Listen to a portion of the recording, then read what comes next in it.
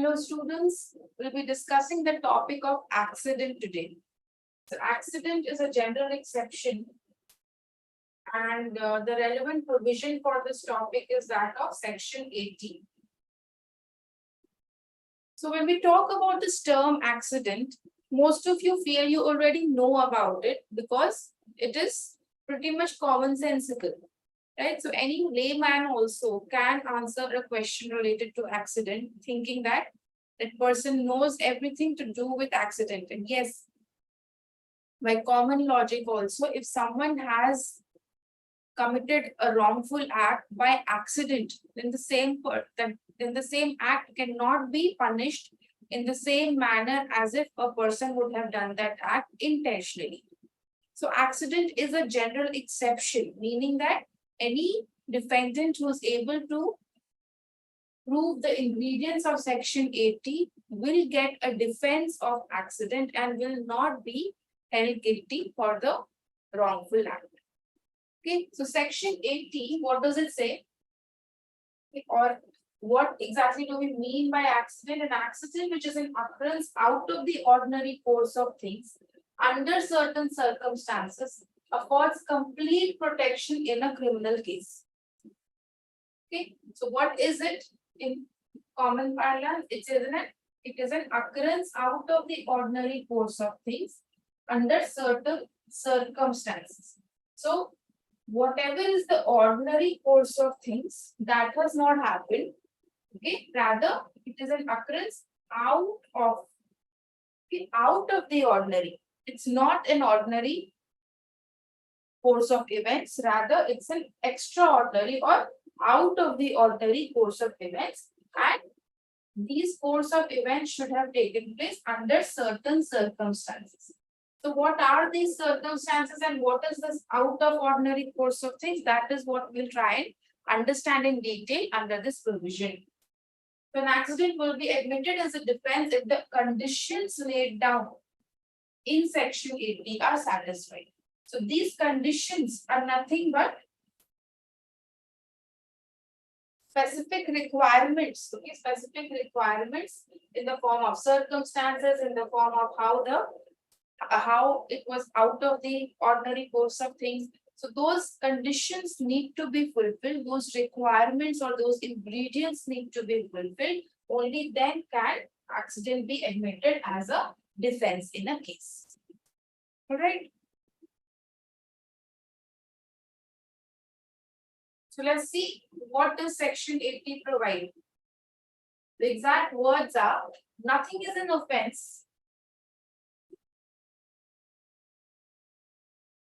Nothing is an offense which is done by accident or misfortune and without any criminal intention or knowledge in the doing of a lawful act in a lawful manner by lawful means and with proper care and caution. So generally speaking, anyone who would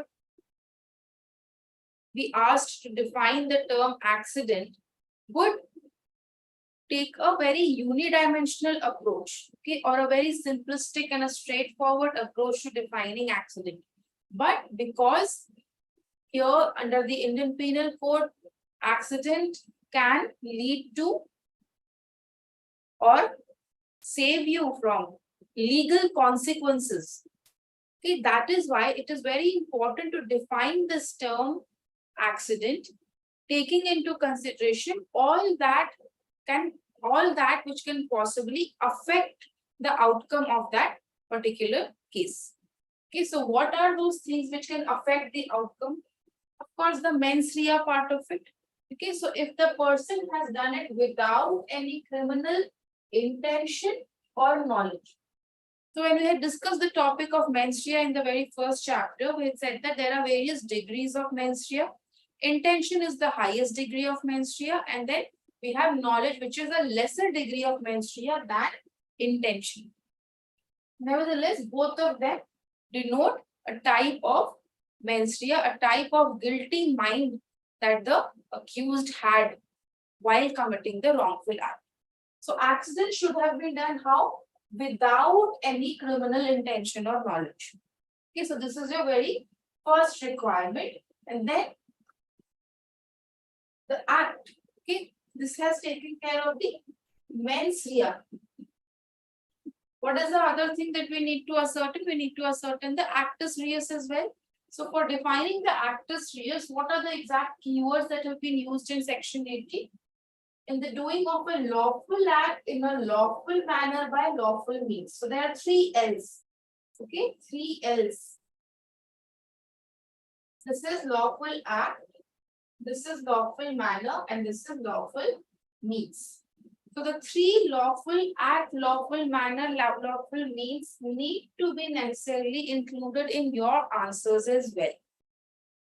And please note that since they are used in one sentence and there is no alternative or optional aspect here, okay, rather all three need to be present.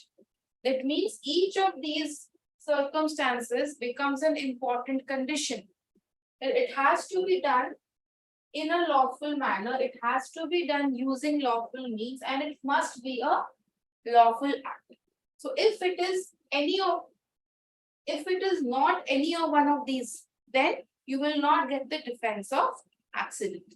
So for example, if it is a lawful act, but it has been done in an unlawful manner, okay, and even if let's say lawful means was used, but the manner in which it was committed was unlawful, then section 80 will not be available. Similarly, if it was a lawful act done in a lawful manner but using unlawful means, again you will not get the defense of section 80. And first thing first, of course, if it is an unlawful act in itself, then again you will not get the defense of section 80. So each of these three, lawful act, lawful manner, lawful means, need to be fulfilled at all times. Even if one of them is not fulfilled, let's say this is fulfilled, this is not fulfilled, this is fulfilled, this is fulfilled, this is fulfilled, this is not fulfilled, this is not fulfilled, these two are fulfilled. There can be n number of permutations and combinations in the scenarios, okay, in the different types of circumstances. But all of them, okay, they will devoid the accused from taking this defense of section 80. The only situation in which section 80 can be a section 80 can provide a valid defense to the accused, okay, will be when all three are present. That is, it must be a lawful act done in a lawful manner and by lawful means. So this is something which you need to understand, and every time you revise section 80, every time you come back to section 80, make sure that you pay special focus to each of these keywords, so that when you have to write an answer on the topic of accident, you're not just giving a layman definition of the term accident. Okay, you are trying your best to write a definition of section 8, write a definition of accident using the keywords of section 80. And what are the important keywords? Of course, without any criminal intention or knowledge. Okay, that is the mens rea aspect of it. And then coming to the actus reus aspect of it. For that, it is necessary that it must be a lawful act done in a lawful manner by lawful means. And then last but not the least, with proper care and caution. Okay, with proper care and caution. We'll be discussing all these keywords in detail subsequently, but just understand for your purpose over here that why do we also have to mention that it must be done with proper care and caution? It means it must not have been done negligently. Okay, remember when we had covered the topic of mens rea, we had done 3 degrees of mens rea. Okay, there was intention, there was knowledge, and there was negligence. So here, when we are saying that it should be done with proper care and caution, we are categorically mentioning that it should not have been done negligently. Okay, it was no doubt an accident, but it should not have been done negligently. Okay, so it should not have been done intentionally, it should not have been done knowingly, and also it should not have been done negligently. Okay, just a second.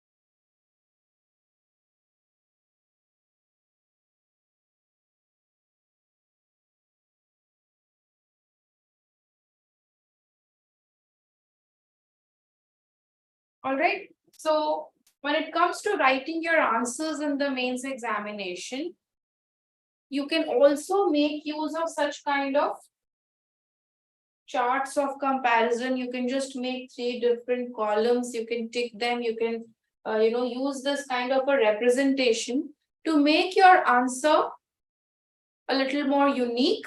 Okay, and you will be able to convey so many different types of situations or illustrations by just making one simple table. Okay, so in a very less amount of time and using very less number of words, you will be able to convey a lot more to the examiner. So this is something which I tell the students, that wherever you get the opportunity of explaining a concept using this kind of a representation, you must not shy away from it. You should go ahead and use it. There is no bar to using such kind of tabular representations in your answers. Just as you do it in your GS, you can also use certain representations in your law answers. Okay, but just ensure that whatever you're trying to represent, you're using sufficient number of keywords to explain your tabular chart. It should not be something which is not making sense to the reader, or the reader is having to unnecessarily put in a lot of effort in order to understand your tabular chart. If it doesn't serve your purpose, then you just ended up wasting your time, okay, because the examiner could not make sense of it. So if you are making a chart, just why not put the extra effort of writing relevant keywords as headings, or some kind of some explanatory box which can be used as a reference to explain, to understand whatever representation you have made. All right.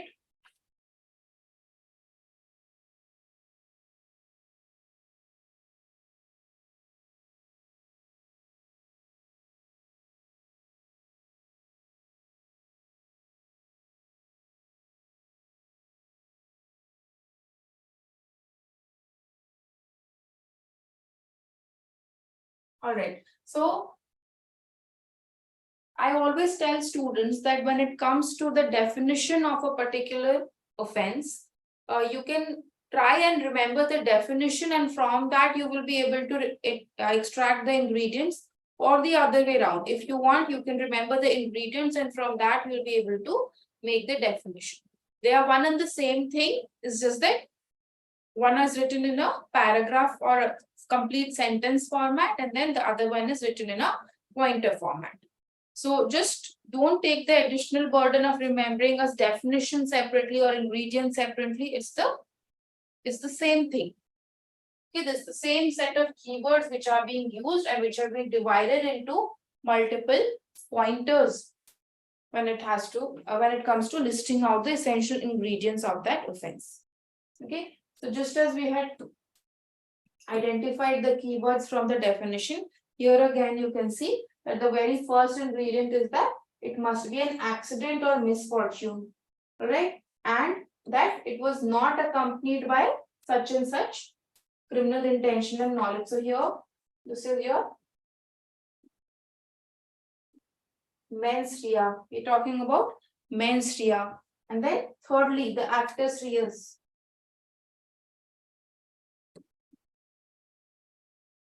It was the outcome of a lawful act, and this lawful act must have been done in these three ways. Okay, it must be done in a lawful manner, by lawful means, and with proper care and caution. So if you divide the definition into various ingredients, it also helps you in remembering every keyword.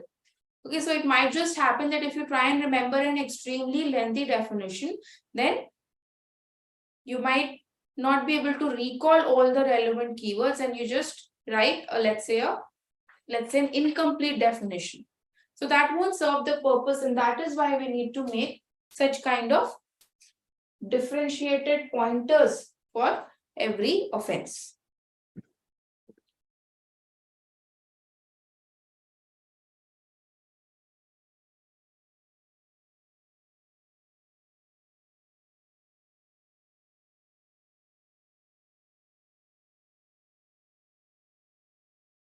Now, this is another way of writing your ingredients. And whenever you list out your ingredients in 1, 2, 3 format, also write this one sentence in the end that all these ingredients must conquer. Okay, conquer to succeed in providing the defense of accident. Please note that over here, each of these, okay, each of these must be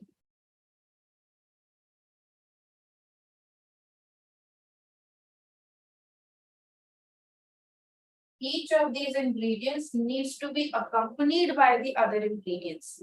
Okay, so it's not that anywhere the words or has been used. No. Okay, it's not optional for one of the ingredients to be fulfilled and the other not being fulfilled. It's all will serve the same purpose. No, it won't. Okay, so this is not optional, rather, all these ingredients must conquer. All of them need to be fulfilled. Okay, 1, 2, 3, A, B, C. All of them must conquer in order to succeed in improving the defense of accident. If any of these elements is wanting, that is missing. Okay, if you're left wanting, that means that particular ingredient was not proved, then the act will not be excused on the ground of accident. That is, you will not get the defense of accident.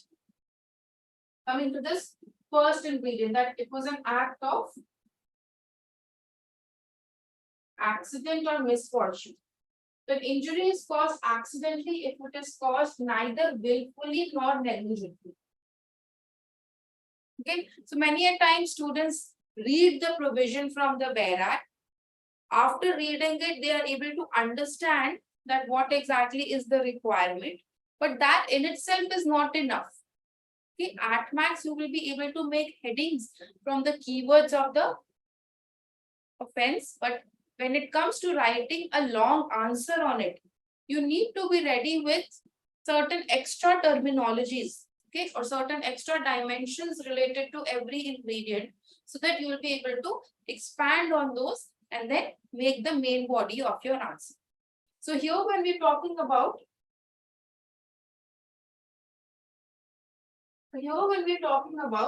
what is an accident or misfortune, we're saying that it will be said to have been done accidentally if it is caused neither willfully nor negligently.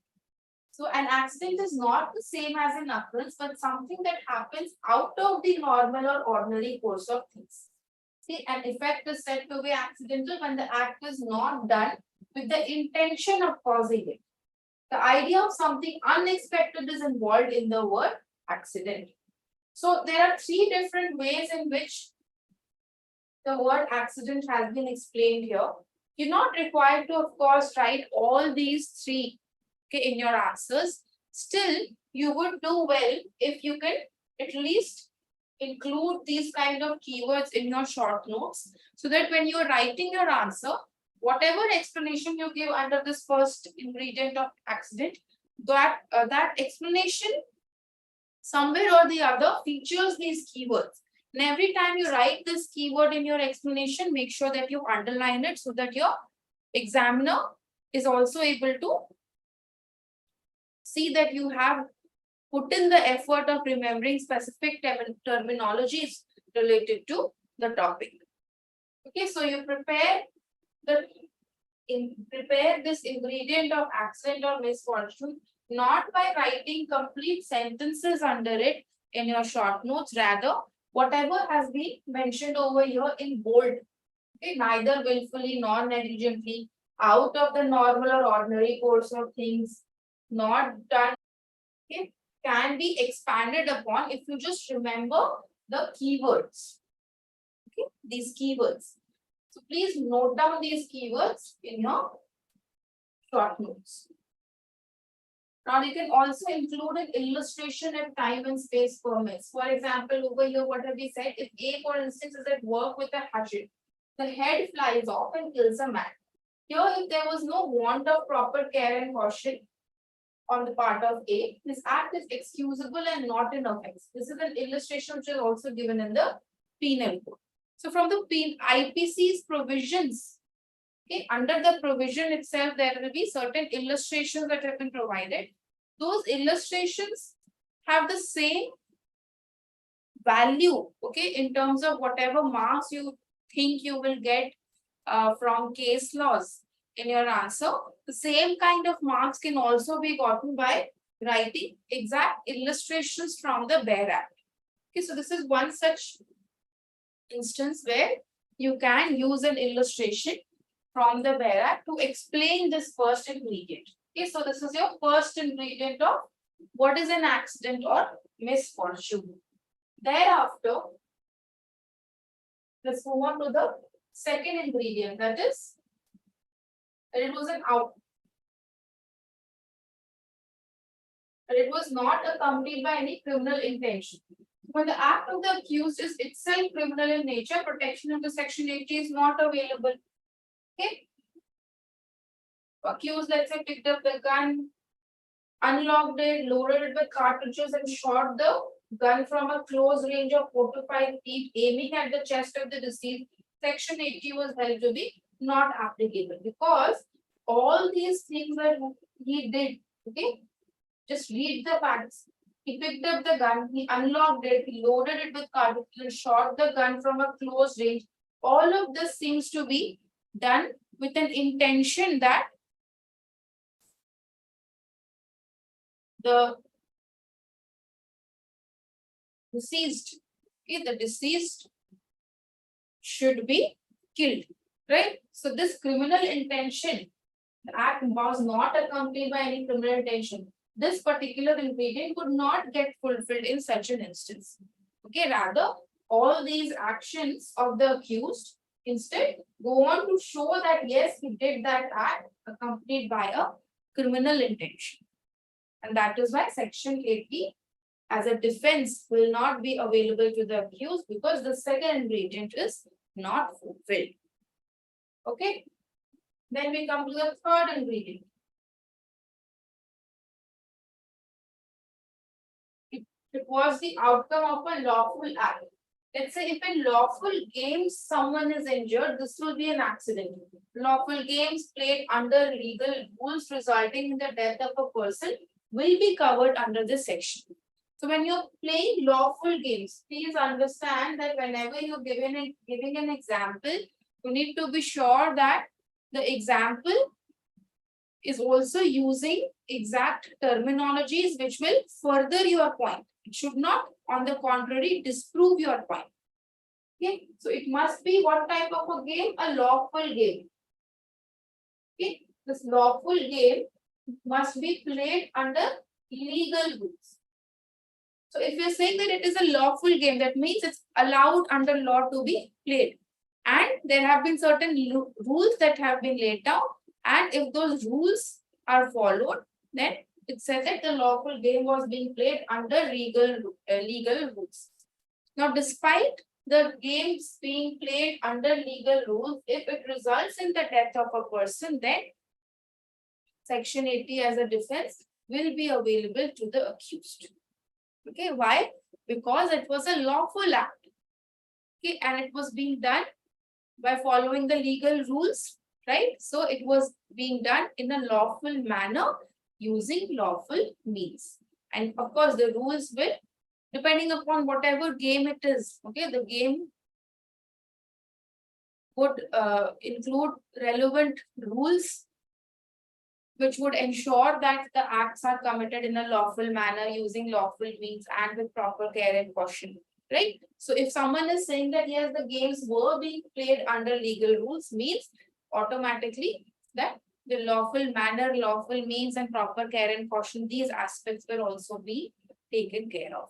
If all these ingredients are fulfilled, then yes, Section 80 as a defense would be available to the accused. All right. Similarly, look at this illustration of wrestling. Okay, so in a wrestling bout, we know wrestling is a lawful game. Okay, in a wrestling bout, A had thrown down B, who received a head injury and died. It was held that the injury was accidental, not intentional, as there was no proof of any foul play on the part of A. Okay, so what A did, okay, what he threw down B,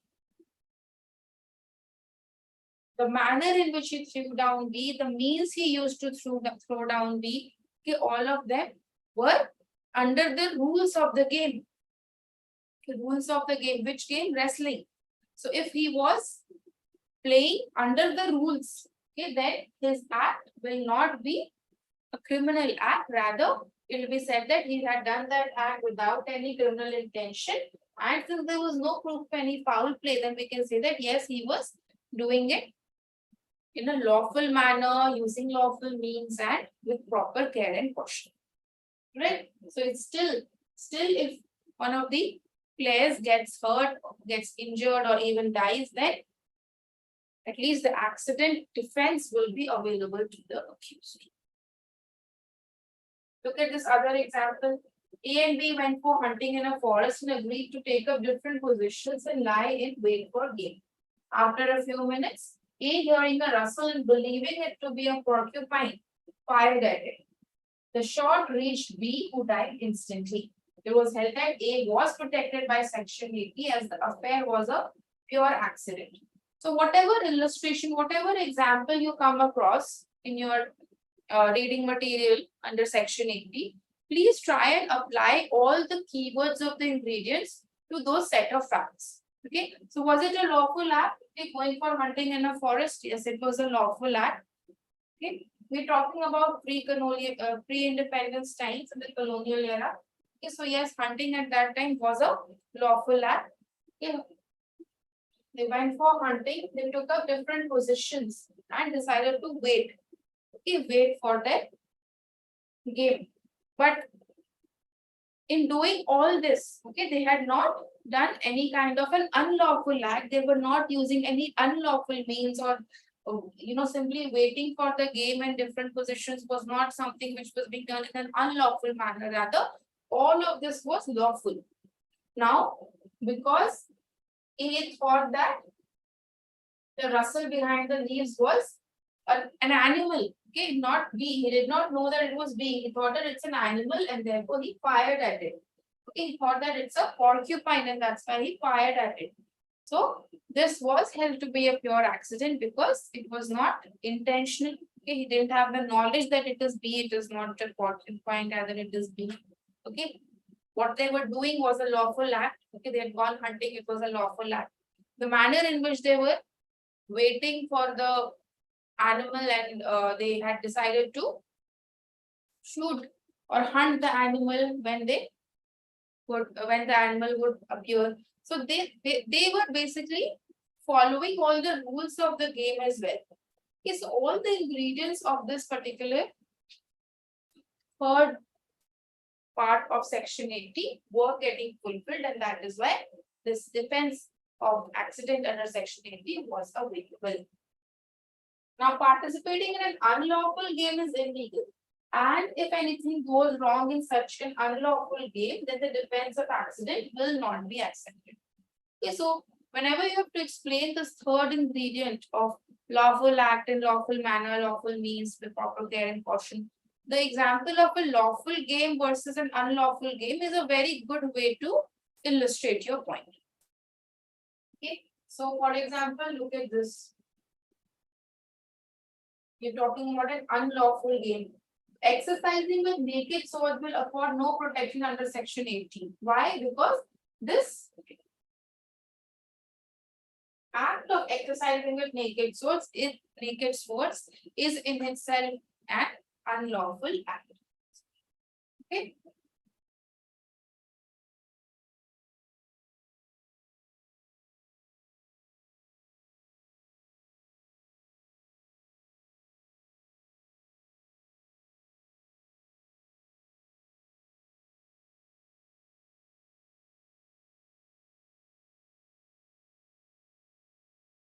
Look at this example, Jageshwar versus Emperor. Now, the name of this case is not that important, okay, but the facts of the case are very important because it actually helps in understanding the ingredients of this offense very well. And at the same time, there have been questions in the previous years which have been based on this set of facts. Okay, so you can expect a question on this subsequently as well in the upcoming years. So please pay close attention to the facts of this case. What happened in this case?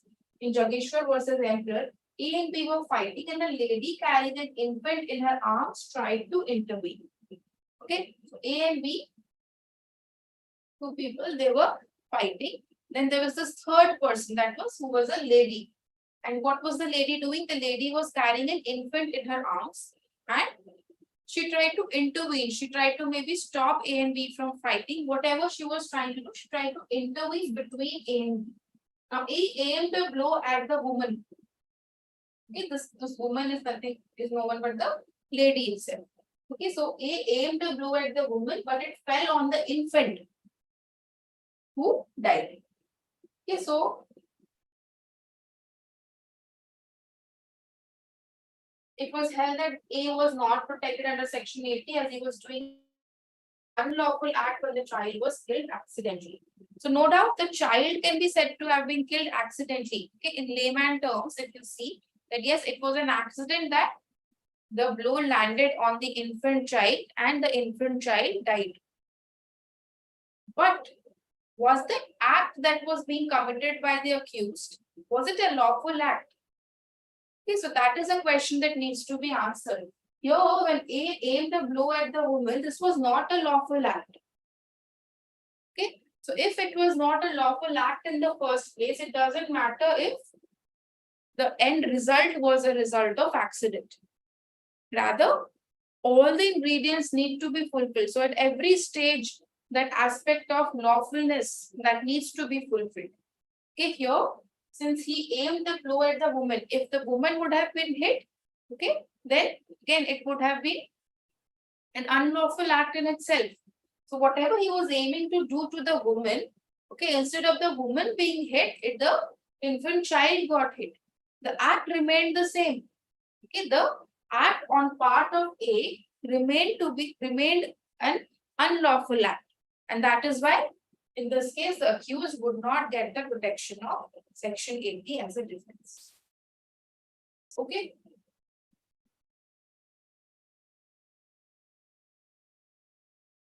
Now, Section 80 also has this term, has the set of keywords with proper care and caution. Okay. So, yes, it must be a lawful act. It must have been done in a lawful manner using lawful means. But additional requirement is that of that yes, it should have been done with proper care and caution. So this proper care and caution, what is the standard or what is the amount that needs to be, amount of care that needs to be exercised? Because the amount of care and circumspection taken by an accused must be one taken by a prudent and reasonable man. Prudent and reasonable man in the circumstances of a particular case. Okay, so what is the standard of proper care and caution? What could be said to be proper? How much care or how much caution would be said to be proper amount? It would be that which would have been exercised by a prudent and reasonable man. So the standard is that of a prudent and reasonable man. If any prudent or reasonable man would have been placed in the similar set of circumstances, okay, as that of the particular case, then how would he have exercised care and caution? Okay, so that amount of care and caution is said to be proper care and caution. So it will differ from case to case, okay, depending upon the facts and circumstances of the case. No exact standard has been laid down in the provisions, in the provision of Section 80 itself. Rather, the standard has been set to that of a prudent and reasonable man acting in the circumstances of that particular case. All right. So look at this example. A takes up a gun and without examining whether it is loaded or not, points it in sport at B and pulls the trigger. B dies. Such a death is not accidental as there was want of proper care and caution. If A had reason to believe that the gun was not loaded, the death would have been accidental. Okay, so you don't just you don't just pick up a gun, okay, and you start. You point it at someone else and you will pull the trigger. Okay, this is not something which can be excusable. It cannot be said to be accidental. Okay, law expects every man to act reasonably and prudently in such circumstances. Okay, a person should not take such a weapon, okay, which is a deadly weapon, okay, which can harm another person. This kind of a weapon should not be taken lightly. Rather, proper care should be taken. Okay, even if he had to fire the gun, he should have first checked whether it was loaded or not. Even if he wanted to see whether the gun was working or not, he should not have pointed it at another person. He could have just pointed it at the maybe the floor, okay, and just or maybe at in the sky. Okay, whatever amount of proper care and caution was expected of him, that care and caution was not exercised by him. Rather, he acted without proper care and caution, and that is why he did not get the defense of Section 80. Okay, so this Rangaswamy case is also another popular case. The names of these cases would be difficult to remember, but at least if you are able to remember the facts, okay, using these facts, you will be able to write an explanatory paragraph in your answers. So that is what is more important, that you are trying to illustrate a legal point by a given set of facts. Now, that given set of facts can be something which is of a decided case. It can also be of an imaginary situation. It can also be from the illustration of the Indian Penal Code. Okay, so whatever set of facts you decide to use, your main aim should be to use those facts to further explain the legal point, whatever legal point it is that you have discussed in the previous paragraph or a heading. Okay, so without being able to do that, if you just focus primarily on remembering the names of cases, it doesn't serve any purpose.